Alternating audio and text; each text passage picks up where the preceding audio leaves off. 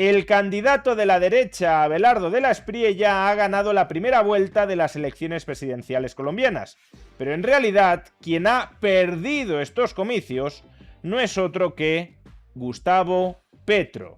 En contra de lo que pronosticaban todas las encuestas, Iván Cepeda, el candidato de la izquierda colombiana sucesor de Gustavo Petro, ha quedado en segunda posición en la primera vuelta de estas elecciones presidenciales colombianas. Cepeda estaba tan convencido de su victoria que declinó participar en todos los debates electorales e incluso se prodigaba por los medios de comunicación anunciando que iban a ganar la presidencia en primera vuelta, es decir, que iban a conseguir más del 50% de los votos.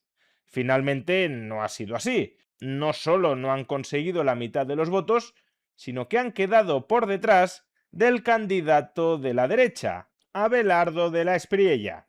Y de hecho, con estos porcentajes de voto, resulta altamente probable que de la Espriella sea el próximo presidente de Colombia.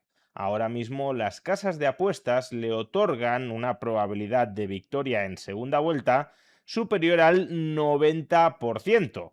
En esencia, porque todos los votos que quedan por rascar y por repartirse entre ambos candidatos son votos de derechas o de centro derecha. Por supuesto, hay campaña por delante y cualquier error grotesco de alguno de los candidatos puede mover estos porcentajes. Pero como digo, ahora mismo todo apunta a que Iván Cepeda no solo ha perdido la primera vuelta, sino que se ha dejado por el camino la presidencia de Colombia.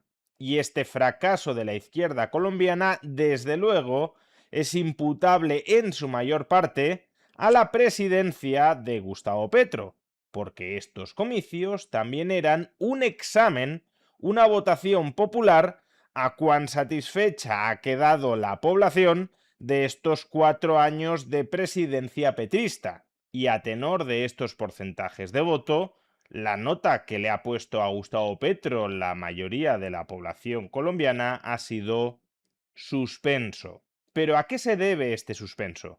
Si uno se informa a través de la prensa española, parecería que la presidencia de Gustavo Petro ha sido magnífica para la mayoría de los colombianos, que están encantadísimos con los logros de este político de izquierdas. Pero la realidad es muy otra.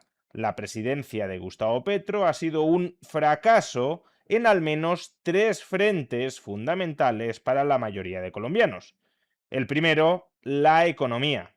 Como podéis observar en este gráfico, la renta per cápita de Colombia entre el año 2022, Gustavo Petro llega a la presidencia en agosto de 2022, y el año 2025, apenas ha crecido en esos 3 años el 1,8%. Un país en vías de desarrollo, es decir, no un país en la frontera del desarrollo económico, sino un país todavía bastante pobre, que en 3 años solo consigue acumuladamente, en ese trienio, incrementar la renta per cápita de sus ciudadanos en menos de un 2%.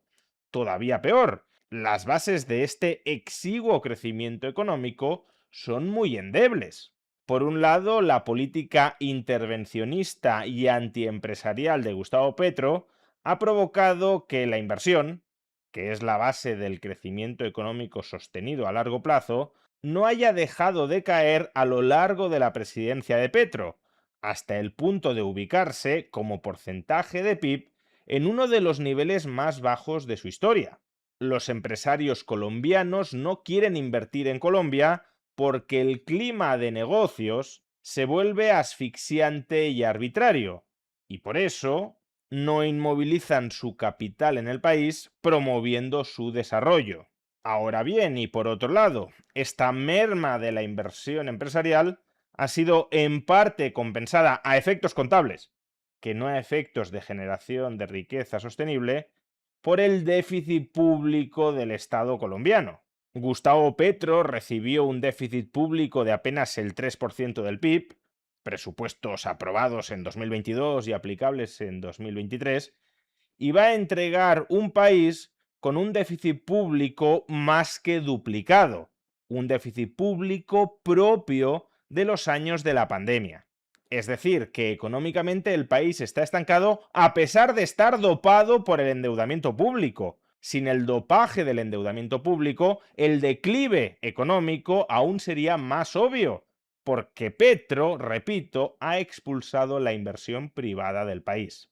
Segundo fracaso de la presidencia de Petro, la seguridad. La política de seguridad de Petro ha consistido en la llamada paz total, es decir, en la connivencia con los grupos guerrilleros y terroristas con los que estuvo vinculado el propio Petro durante su juventud. Básicamente se buscaba el apaciguamiento e incluso la rendición ante estos grupos terroristas. Pues bien, el resultado ha sido bastante decepcionante. Si miramos la evolución de los asesinatos por cada 100.000 habitantes, vemos que la tendencia se ha mantenido estable o incluso ha aumentado. Pero desde luego la métrica más escandalosa no es esta, sino el número de secuestros dentro de Colombia. Después de más de una década de descenso continuado, en el año 2022, primer año de presidencia de Petro, volvieron a aumentar, algo que se ha repetido durante los años siguientes, hasta el punto de que en 2025 se han disparado absolutamente. 701 secuestros solo en el año 2025, casi 4 veces más que antes de que Petro llegara a la presidencia de Colombia, o más del doble que en los años 2010, 2011 o 2012. Claramente el fracaso de la política paz total ha sido total porque los únicos que disfrutaban de paz, más bien de impunidad en Colombia, han sido guerrilleros y terroristas. De hecho, este frente, el de la seguridad, es probablemente uno de los que más votos le han reportado a Abelardo de la Espriella, quien se ha presentado como el Bukele colombiano, es decir, apostando por mano dura, mano muy dura, contra los terroristas y los guerrilleros en Colombia. Y tercer fracaso de la presidencia de Gustavo Petro, la lucha contra la corrupción. A veces suele pensarse que los políticos de izquierdas no saben gobernar, por ejemplo en materia de economía o de seguridad, pero que al menos son honrados y no roban. Pues bien, el gobierno de Gustavo Petro ha estado continuamente rodeado de escándalos de corrupción. Primero, y el más escandaloso, el caso de la UNGRD, sobrecostos en la adquisición de carrotanques que han llevado a prisión preventiva al exministro de Hacienda Ricardo Bonilla y al exministro del Interior Luis Fernando Velasco, así como a los dos presidentes del Congreso, de la Cámara y del Senado. En segundo lugar, la financiación de la campaña presidencial de 2022, donde parece que Gustavo Petro se financió ilícitamente y superó los topes electorales. En tercer lugar, los procesos contra el hijo de Gustavo Petro, Nicolás Petro, acusado de lavado de activos y de enriquecimiento ilícito. Y en cuarto lugar, la red de corrupción dentro del Ministerio de Justicia. Y es que a finales del año pasado, el propio ministro de Justicia, Andrés Hidárraga, denunció ante la Fiscalía una red de corrupción dentro de su cartera dedicada a la venta de certificados para producir y comercializar sustancias químicas controladas.